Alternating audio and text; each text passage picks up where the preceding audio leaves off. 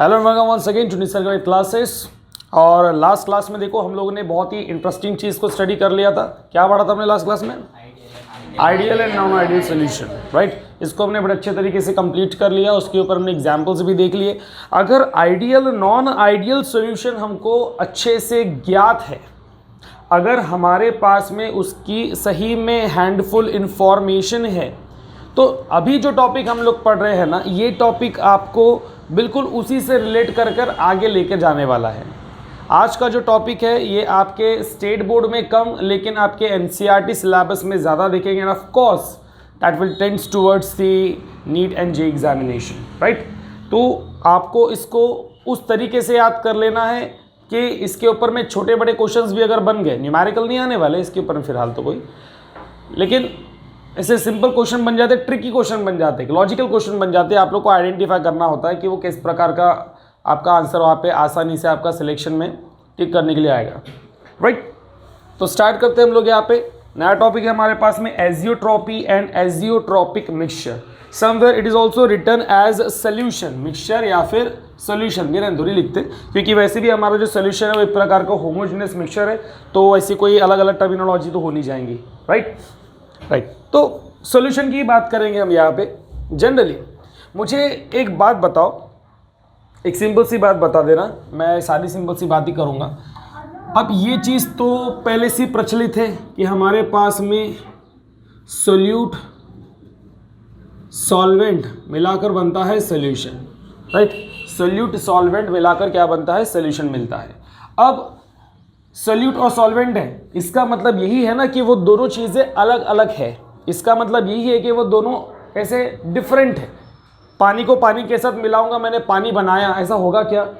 नींबू को नींबू पानी के साथ मिलाऊंगा तो क्या है ना, कुछ फर्क नहीं पड़ेगा। हम बात किसी कर रहे हैं, हम बात इसी कर रहे हैं कि दोनों डिफरेंट सब्सटेंसेस हैं और जब कंबाइन करते हैं तो फिर वो होमोजेनियस मिक्सचर बनाते हैं, उसी को हम लोग सोल्यूशन कहते हैं। तो अगर मैं कहता हूँ मेरे पास में सोल्यूट है और मेरे पास में सॉल्वेंट है, बोथ आर डिफरेंट। अगर दो सब्सटेंस डिफरेंट है तो उनका क्या क्या डिफरेंट हो सकता है? तो उनका बेटा डिफरेंट हो सकता है डेंसिटी, उनका डिफरेंट हो सकता है मेल्टिंग पॉइंट, अगर सॉलिड है तो मेल्टिंग पॉइंट, लिक्विड है तो फिर बॉइलिंग पॉइंट, बराबर है कि नहीं। उनकी स्पेसिफिक हीट ये भी अलग अलग होंगी, राइट। ऐसे काफ़ी ज़्यादा हमारे पास में पैरामीटर्स आ जाएंगे जो कि हमको इनके बीच में डिफरेंशिएट करने के लिए हेल्प कर सकते हैं। अरे ये बात तो मानते हो ना? जैसे कि अगर मैं कहता हूँ कि अगर मैं वाटर लेता हूँ और वाटर के साथ में लेता हूँ इथेनॉल, वाटर ले लिया और इथेनॉल ले लिया, तो वाटर का जो बॉइलिंग पॉइंट है वो कितना है बेटा? 100 डिग्री सेल्सियस, यानी कि 373 केल्विन, राइट। और इथेनॉल का अगर हम लोग देखते हैं तो 72 approximately 72 degree Celsius, right. Kelvin के हिसाब से निकाल लोगे, आएगा क्या? वेरी गुड, शाबाशी। ओके। तो हमारे पास में यहाँ पर देखो वाटर और इथेनॉल, भले दोनों के दोनों लिक्विड है, दोनों की दोनों वोलेटाइल भी है, दोनों के दोनों कैसे वोलेटाइल भी है, लेकिन दोनों का जो बॉइलिंग पॉइंट है वो हमारे पास में डिफरेंट है। तो डेफिनेटली दो डिफरेंट सब्सटेंसेस मिलकर ही आप लोग को होमोजेनियसली अगर मिक्स होते हैं तभी जो क्या बनाएंगे, हमको सोल्यूशन प्रोवाइड करके देंगे। क्या बना के देंगे? सोल्यूशन बना के देंगे। ये है हमारी नॉलेज। इस नॉलेज के अंतर्गत हम लोग ने अभी तक सब बातें पढ़ी हुई है। लेकिन अब मैं जो चीज़ यहाँ पे प्रेजेंट करना चाहूँगा वो क्या है, सुनो। कि मैंने सोल्यूट लिया कंपोनेंट ए, मैंने सॉल्वेंट लिया कंपोनेंट बी, और दोनों मिला के मुझे सोल्यूशन मिला कंपोनेंट ए बी। क्या मिला? Component A B. जब मुझे ऐसी चीज़ मिलती है तब क्या हो जाता है? तब ऐसा हो जाता है कि अगर सोल्यूट और सॉल्वेंट दोनों एक दूसरे के साथ क्या हो गया बेटा? मिक्स हो गए, अच्छे तरीके से होमोजेनियस मिक्सचर बना लिया। मिक्स होने के बाद में मान लेते कि ये चीज़ हो रही है हमारे क्लोज कंटेनर में। कहाँ पे हो रही है? क्लोज कंटेनर में। और क्लोज कंटेनर में हो रही है तो ये हमारे पास में रहेगा liquid phase, and volatile liquid है तो यहाँ पर हमारे पास में क्या रहेगा? Vapour face. क्या रहेगा यहाँ पर? वेपर फेस, ठीक है। हमारे पास यहाँ पर लिक्विड फेस रहेगा, यहाँ पर वेपर फेस रहेगा। अब ऐसा है कि तुम्हारे पास में इस लिक्विड फेज में जितने भी number of moles of solute and solvent है उसका हमारे पास में मोल फ्रैक्शन भी रहेगा। तो हम लोग बोलेंगे कि x1 और y1, ये हमारे, सॉरी गलती हो गई, x1 एंड x2, ये होते हैं हमारे mole fraction of what, solution, right. और वेपर फेज में जो हमारे मोल फ्रैक्शंस होते हैं होंगे y1 and y2 of solute and solvent respectively, ठीक है। मान लेते हैं कि x1 की वैल्यू इन लिक्विड फेज होंगी से 0.6, तो इसकी कितनी हो जाएगी बेटा, 0.4, वेरी गुड, 0.4 हो जाएंगी। इसका तो कोई इशू नहीं है, ये समझ में आ गया हमको। लेकिन यहाँ पर क्या बोला जाता है, यहाँ पर ये बताया जाता है, यहाँ पर ये बोला जाता है कि इन केस आपके पास में जो वेपर फेज में, आपके पास में जो वेपर फेज में मोल फ्रैक्शन है वो भी अगर सेम है, वो भी अगर क्या है तुम्हारे पास में सेम है, तो बात सोचने वाली है। अगर वेपर फेज में भी आपके पास में अगर मोल फ्रैक्शन आपको सेम नज़र आ रहे तो बात सोचने वाली है। तो क्या सोचने वाली है, पहले तो मैं प्रॉपर यहाँ पे लिख दूँ, जो मैंने यहाँ पे लिखा हुआ इसको इंडिकेट कर दूँ। x1 x2 क्या हमारे पास में, मोल फ्रैक्शन इन सॉल्यूशन या फिर लिक्विड फेज, और ये हमारे पास क्या है बेटा, mole fraction in vapour phase,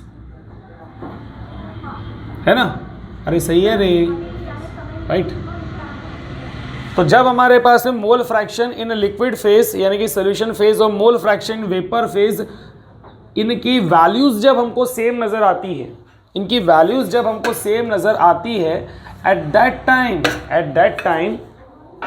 time the boiling point of the solute and the solvent, the boiling point of solute and solvent becomes equal। क्या बोला मैंने यहाँ पर, जब हमारे पास में वेपर फेज के मोल फ्रैक्शन और हमारे पास में लिक्विड फेज के मोल फ्रैक्शन दोनों सेम नजर आते हैं, दोनों कैसे नजर आते हैं, सेम नजर आते हैं, ऐसे समय पर इनका बॉइलिंग पॉइंट कैसा हो जाता है, सोल्यूट और सॉल्वेंट का इक्वल हो जाता है। क्या हो जाएगा, इक्वल। भैया साजिक सी बात है, समझने वाली बात है, बताने वाली बात नहीं है कि भैया अगर आपके पास में लिक्विड फेज में जो तुमको मिल रहा है मोल फ्रैक्शन बराबर है, और तुम्हारे पास में वेपर फेज में जो मिल रहा है, भैया उतनी एनर्जी ले रहा है, उसको वोलेटाइल होने के लिए उतनी एनर्जी लगी कि नहीं, बराबर है, इसलिए उतनी नंबर ऑफ मोल्स क्या बन गए, उसके वेपर्स बन गए, बराबर है। अब इन जनरल ऐसी चीज़ें हम लोग बहुत कम देखते हैं कि भैया हमारे पास में दो सब्सटेंस जो है उन दोनों का जो बॉइलिंग पॉइंट एक हो गया, क्योंकि मैंने अभी भी क्या बताया, डिफरेंट हो सकता है। लेकिन ऐसा कब पॉसिबल है, ऐसा कब पॉसिबल है, जब मेरे पास में सोल्यूट और सॉल्वेंट इनका प्रपोर्शन हम लोग या इनका कॉन्सेंट्रेशन हम लोग मेजर करके लेते हैं। इनका प्रपोर्शन हम लोग जब क्या करते हैं, प्रॉपर मेजर करके लेते हैं, उस समय पर हमको ये चीज़ मिलती है। तो उसका एग्जाम्पल देखेंगे तो समझ में आ जाएगा। अभी मैं इसको कंटिन्यू करता हूँ। अगर मेरे पास में वेपर फेज और लिक्विड फेज दोनों में जो मोल फ्रैक्शन है इनकी वैल्यू अगर सेम आती है, तो ऐसे समय पर सोल्यूट एंड सॉल्वेंट दोनों के जो बॉइलिंग पॉइंट होंगे वो कैसे हो जाएंगे, इक्वल। अगर इक्वल हो गए मतलब एक ही चीज़ हो गई, क्योंकि हमने क्या पढ़ा हुआ है, डिफरेंट होता है। लेकिन अगर एक ही हो गई तो भैया इसका मतलब क्या, बॉइलिंग पॉइंट हो गया तो दोनों चीज़ क्या हो जाएंगी, एक। तो हम बोलेंगे at such condition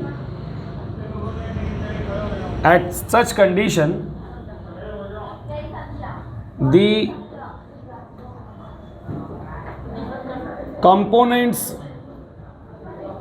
behaves as a single molecule। ऐसे समय पर ये कंपोनेंट क्या बिहेव करता है बेटा, सिंगल मॉलिक्यूल। कैसा बिहेव करता है ये, सिंगल मॉलिक्यूल। समझा कि नहीं, कोई डिफरेंट चीज़ रहेंगी क्या, वो कोई डिफरेंट चीज़ रहेंगी क्या, नहीं रहेंगी। इस समय पर वो सिंगल मॉलिक्यूल बिहेव करेगा। और ऐसी कंडीशन को एंड सच मिक्सचर, ऐसे कंडीशन के MIXTURE are called as azeotropic mixture and property is called as azeotropy. Property को हम लोग क्या कहेंगे? एजियोट्रॉपी। तो सिंपली एजियोट्रॉपी हमारा पास क्या हो गया? जब हमारे पास सोल्यूट एंड सॉल्वेंट है, दोनों को हम लोग प्रॉपर प्रोपोर्शन में मिक्स करते हैं, एक प्रॉपर प्रोपोर्शन मिक्स करते हैं। मिक्स करने के बाद हमको जब उनका बॉइलिंग पॉइंट सेम नज़र आ रहा है, जब बॉइलिंग पॉइंट सेम नज़र आ रहा है, मतलब क्या हो जाएगा? वहाँ पर हमारे पास में जाएगा मोल फ्रैक्शन कैसे रहेंगे? सेम रहेंगे। तो ऐसे कंडीशन पर वो मिक्सचर क्या कहलाएगा? हमारा एजियोट्रॉपिक मिक्सचर। ठीक है, तो क्या क्या बातें इंपॉर्टेंट रहनी चाहिए? नंबर वन एजियोट्रॉपिक मिक्सचर बनने के लिए नंबर 1 पॉइंट क्या होना चाहिए? Fix proportion of solute and solvent. मैंने ए भी लिया ना यहाँ पे, इसे शॉर्ट में लिख रहा हूँ। दूसरा बॉइलिंग पॉइंट नहीं, दूसरा mole fraction of solute mole fraction in कौन सा? Liquid phase and vapour phase becomes equal. बेटा ये दो चीज़ें बहुत इंपॉर्टेंट है। अगर ये दो चीज़ें हो जाती है तो हम बोलेंगे कि हमारे पास में जो मिक्सचर है वो कौन सा मिक्सचर है? वो है एजियोट्रॉपिक मिक्सचर। ठीक है, क्या है वो? एजियोट्रॉपिक मिक्सचर है। इतना समझ में आ गया कि यहाँ तक किसी को कोई डाउट है? जल्दी बताओ, अरे जल्दी बताओ रे। कोई डाउट नहीं है? पक्का पक्का पक्का? ओके, तो अब इसका एक एग्जाम्पल ले लेते हैं। मैं एक एग्जाम्पल लूँगा, बाकी एग्जाम्पल आप लोग ढूंढ के लाइयो। इसका एक बेस्ट एग्जाम्पल हम लोग ले लेते हैं।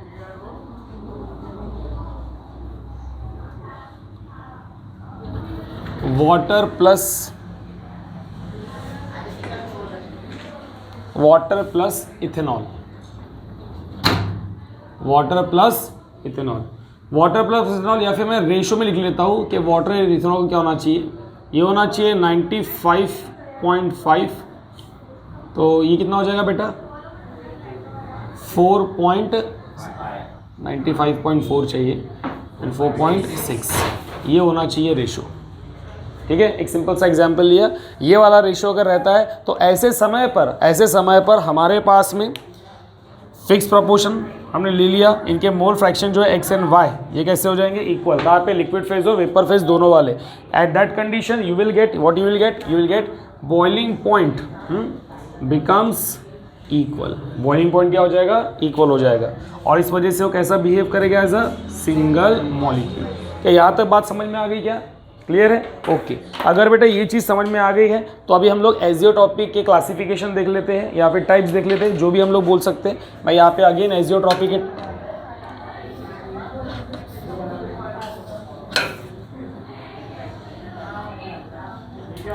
टाइप्स की बात कर लेते हैं हम लोग।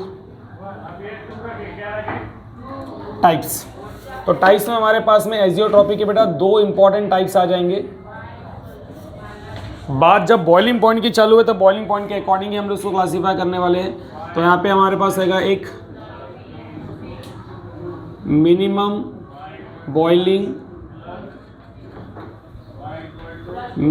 बॉइलिंग एजियोट्रॉपी। इसके एग्जाम्पल तो बेटा आप मुझे दोगे या फिर कमेंट में दोगे। और दूसरा क्या रहेगा? Maximum boiling azeotropy. Minimum boiling azeotropy and maximum boiling azeotropy. बहुत सिंपल सा कंसेप्ट है। देखने को लगता होगा कि भैया थोड़ा डिफिकल्ट है, लेकिन सिंपल सा कंसेप्ट है। Minimum boiling azeotropy and maximum boiling azeotropy. अब इसको वापस हमारे ना जो हमने राउल्ट्स लॉ के डेविएशन स्टडी किए थे उसके अकॉर्डिंग हम लोग पढ़ते हैं। देखो, राउल्ट्स लॉ में एक डेविएशन हमने देखा था कि हमारे पास में जो सोल्यूट है और सॉल्वेंट है, सोल्यूट और सॉल्वेंट हमारे पास में जो थे, इनका इंटरमॉलिक्यूलर फोर्स ऑफ अट्रैक्शन हमारे सॉल्यूशन से ज़्यादा था। याद है क्या? इसका मतलब ये था कि हमारे पास में सोल्यूट और सॉल्वेंट, इनके जो इंटरमॉलिक्यूलर फोर्स ऑफ अट्रैक्शन थे पार्टिकल के बीच के, वो कैसे थे? ज़्यादा थे। As compare to your this, याद आ रहा है ना, as compare to your solution. तो ऐसे समय पे बताओ जब पार्टिकल हमारे पास में एक दूसरे के बहुत ज़्यादा करीब थे, इनका इंटरमॉलिक्यूलर फोर्स ऑफ अट्रैक्शन कैसा था बेटा, ज़्यादा था। जब ज़्यादा था इसका मतलब ये हो गया कि हमारे पास में इसका जो डेल्टा एच था वो कैसा था, फिर पॉजिटिव था, राइट। इसका डेल्टा वी था वो कैसा था हमारे पास में, पॉजिटिव था। और इस कंडीशन पे इसकी जो एंथैल्पी है वो तो हमने लिख दिया था यहाँ पे, वो कैसी थी, एक्सोथर्मिक। कैसी थी हमारे पास में, एक्सोथर्मिक, राइट। तो हमारे पास में मिनिमम बॉइलिंग पॉइंट एज़ोट्रॉपिक उन्हीं की होंगी जो हमारे पास में ये क्या शो करते हैं, positive delta H, positive delta we, और कैसा रहेगा हमारे पास में मिक्सचर, वो एक्सोथर्मिक। तो ये कौन शो करता है, ये कौन शो करता है, ये शो करता है shown by positive deviation of Raoult's law. कौन शो करता है ये, क्लियर है कि नहीं। मिनिमम क्यों भैया, हम लोग को पता है कि इसको बॉईल करने के लिए जो टेम्परेचर लगेगा कम लगेगा, क्यों, क्योंकि पार्टिकल ऑलरेडी एक दूसरे से कैसे दूर है। पार्टिकल ऑलरेडी अगर एक दूसरे से दूर रहेंगे इसका मतलब हो जाएगा कि जल्दी बॉईल अप हो जाएंगे, राइट भैया। जिसके बीच में ज़्यादा स्ट्रॉन्ग फोर्स ऑफ अट्रैक्शन है वो क्या करते हैं, एक दूसरे से अलग करने के लिए ज़्यादा एनर्जी लेते हैं, ज़्यादा अमाउंट ऑफ हीट लेंगे।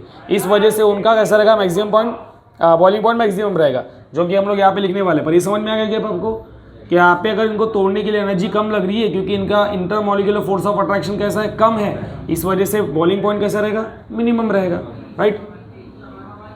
यहाँ पर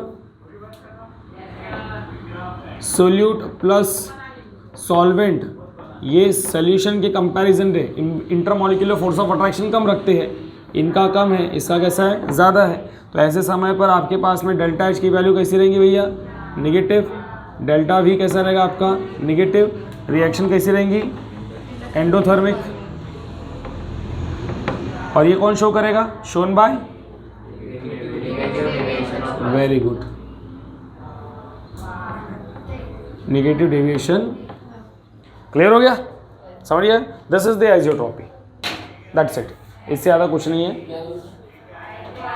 क्या हुआ सर, बाहर जाना, जो कहाँ जाना है, बाहर जाना, सीतामढ़ी। सीतामढ़ी काहे बेटा, काहे,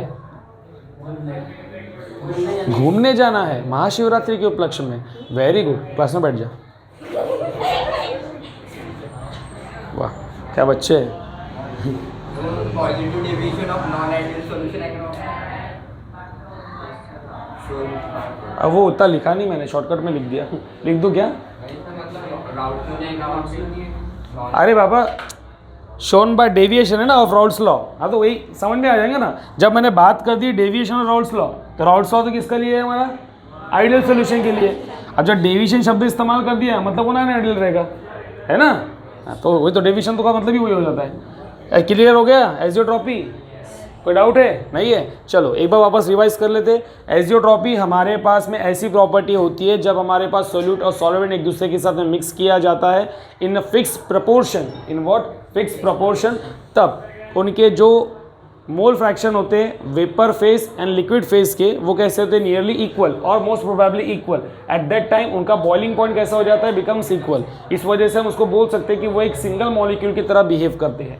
तो ऐसी कंडीशन पे वो मिक्सचर कौन सा कहलाएगा बेटा, एजियोट्रॉपिक मिक्सचर। और इस प्रॉपर्टी को हम लोग क्या कहते हैं, एजियोट्रॉपी कहते हैं, राइट। देन हमारे पास में एग्जाम्पल हमने ले लिया, सपोज वाटर एंड इथेनॉल को हम लोग 95.4:4.6 के प्रोपोर्शन में अगर लेते हैं तो ये हमारे पास में एक बेस्ट एग्जाम्पल है एजियोट्रॉपिक मिक्सचर का, राइट। हमने देखा हमारे पास में यहाँ पर दो प्रकार के इसके क्लासिफिकेशन आ जाते हैं। एक है हमारे पास है मिनिमम बॉइलिंग पॉइंट और दूसरा हमारे पास है मैक्सिमम।